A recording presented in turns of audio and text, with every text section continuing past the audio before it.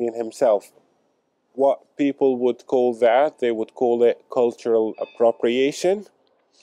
But from a Palestinian point of view, this is not appropriation. This is theft. You know, you don't reappropriate my land. You steal my land. You don't reappropriate my culture. You steal my culture.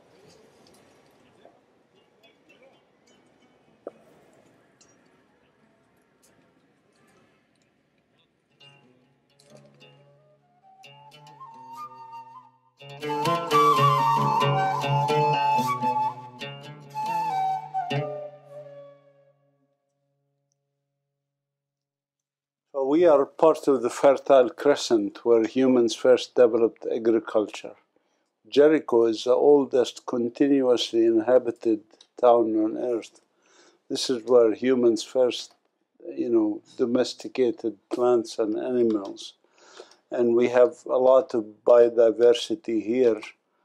And people have lived in harmony with nature in those villages for thousands of years. The problem, the conflict we have now is first and foremost conflict about land, because we have foreigners who came, they want the land without the people. This is colonialism. So Jewish Europeans wanted this area, which was called Palestine, to become Jewish state of Israel. To do that, they depopulated, they ethnically cleansed 530 Palestinian villages and towns.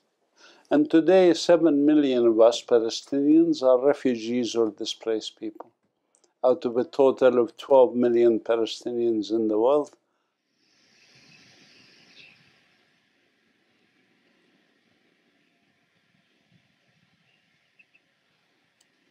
I'm 26 years old, third generation of the displaced people of Iqrit.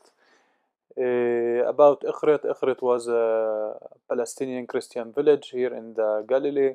About 450 people lived here as farmers. We mainly worked in agriculture of tobacco, olives, peach, and with whatever we can grow here. In 48, an operation called Operation Hiram. The military got into the village, and the citizens here in Iqrit heard that the war was over because it was after the declaration of the State of Israel. After 2 weeks, the general decided to move us to a near village called Rami village, with a verbal promise that they will get us back in 2 weeks. These 2 weeks didn't end until now, 68 years after. It took us from the 48 until 51, we reached the Supreme Court, and we got a decision that said that the government should let us go back to our lands. 6 months after, in 24 of December, Christmas Eve, the military entered the village and destroyed all the houses and everything that was here.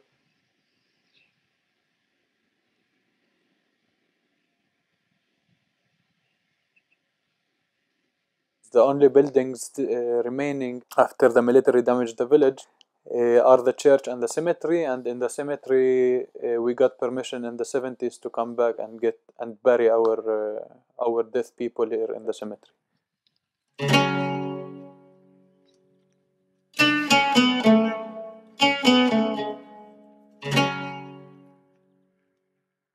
When the British colonial power started to promote the immigration of the Israeli settlers, the Jewish settlers at that time, from Europe to Palestine, and they take the Palestinian farmers' land and settle them on this land and train them in their military.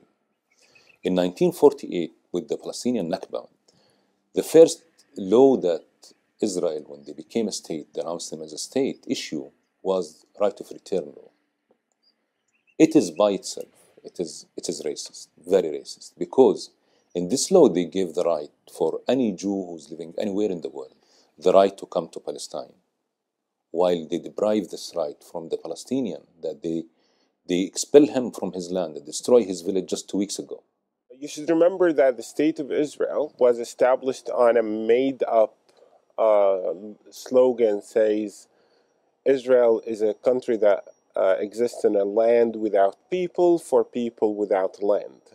So they succeeded in kicking out about 68% of Palestinians from Palestine.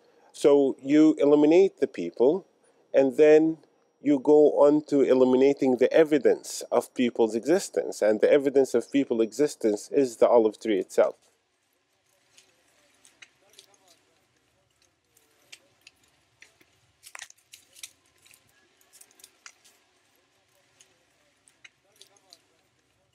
The different ways that the State of Israel uses systematically in order to destroy Palestinian olive trees can be identified in 5 different ways. One of them is building Jewish-Israeli settlements. There is more than 190 Jewish-Israeli settlements that are built throughout the occupied West Bank to make room for more than 750,000 Jewish Israelis. You remember, these settlers live under Israeli civil law that is superior to the Israeli military law imposed on the Palestinian population here.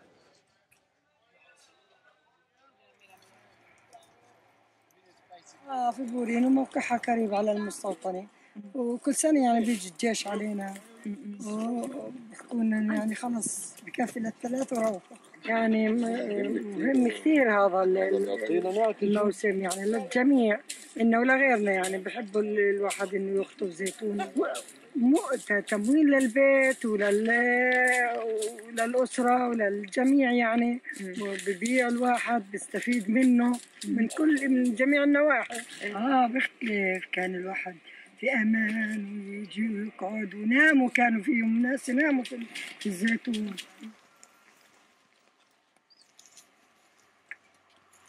And so Israel was created here, and then Israel occupied the West Bank and Gaza Strip in the second stage in 1967 and started to build colonies here.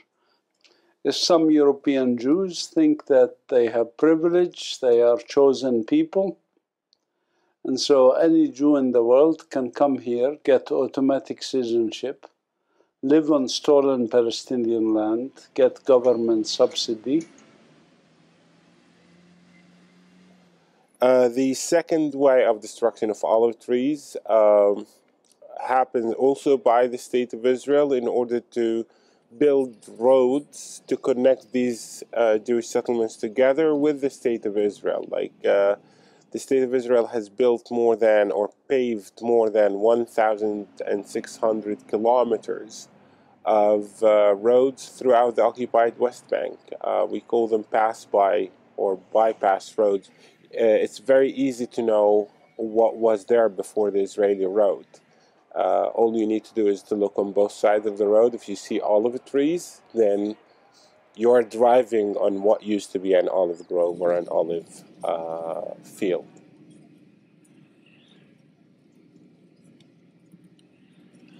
The third way of destruction is what Palestinians, primarily Palestinians in the occupied Gaza Strip, have suffered through, which is destruction of their olive trees through military operations.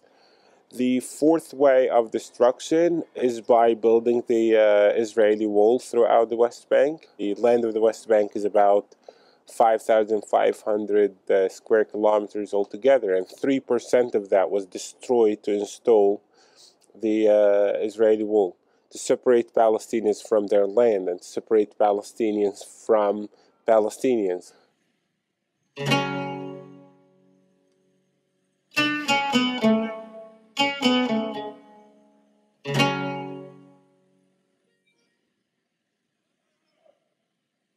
In some places you can see that on both sides of that wall there are olive trees.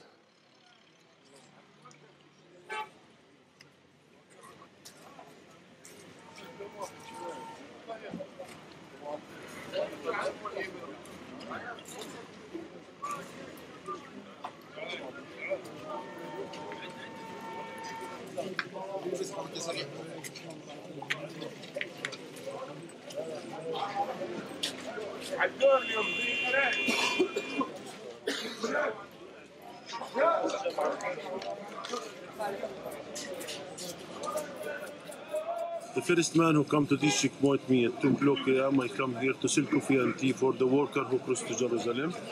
This is the main checkpoint 300 in Bethlehem.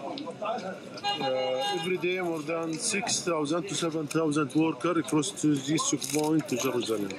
From Bethlehem, from Hebron, from all the village around the two cities. If you are in Palestine and you have permission to work in Jerusalem, you are lucky man, because there is a strong condition to get the permission. Like your age of 30, you should be married, you should be have kids, you should be have white list with the Israeli government, and you should be paid for the Israeli employer who give you the permission like $500 each month. And you should become early to cross the checkpoint early. If you late one day, the Israeli employer less from your salary. They work in the construction, most of them. And inside the Palestinian Authority, it's difficult to get the work and very less salary, you know. But inside, it's a good salary. A lot of people they die here because it's very crowded. The people wait 6 hours, 5 hours.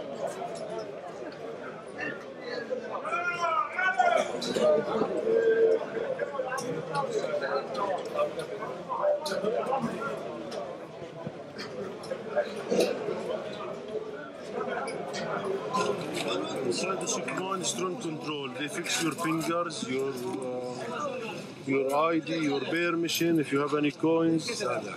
Sometimes you should be remove your clothes, remove your shoes. Good morning.